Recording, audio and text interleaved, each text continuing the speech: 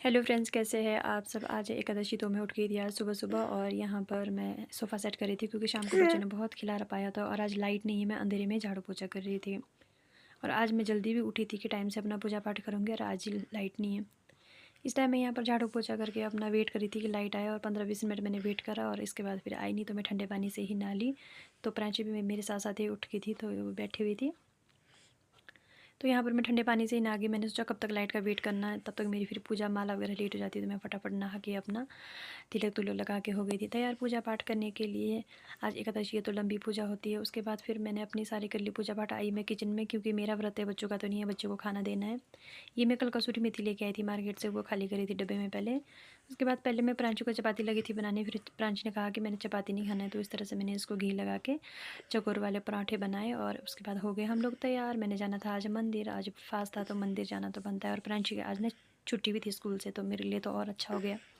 तो मैं यहाँ पर दोनों बच्चों को लेके मंदिर चली गई और फिर यहाँ पर ये दोनों बिल्कुल तैयार हो गए इस तरह से। और जब प्रांशी घर पे होती है फिर छुटकी का बहुत अच्छे से मन लगता है, बहुत खेलती है इसके साथ। उसके बाद फिर हम मंदिर के बाद गए थे शॉप। ये शॉप के बाहर इस तरह से दोनों बहनें खेल रही थी साइड में खड़े होके। उसके बाद फिर हम लोग वापस आए तो मैंने बच्चों को दही दिया खाने को, धूप अच्छी थी और साथ में बैठ गई थी नाम जप करने अपना। वह बच्चे बैठने का देते हैं।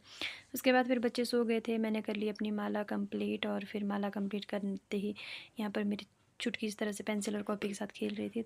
उसके बाद करी आज मैंने जोत, मतलब जो मैं जोत करती हूँ कॉटन ना, उसको मैंने इस तरह से मतलब कलर करी है। मैंने उसमें कलर करा है। मैं इस तरह से ही करती हूँ, सबका अपना अपना तरीका होता है। तो पहले मैंने ये रेड कलर में करा है, उसके बाद सेम प्रोसेस मैंने ऑरेंज कलर में करा है। मेरी जोत ख़त्म थी, मतलब कॉटन ख़त्म थी जोत की।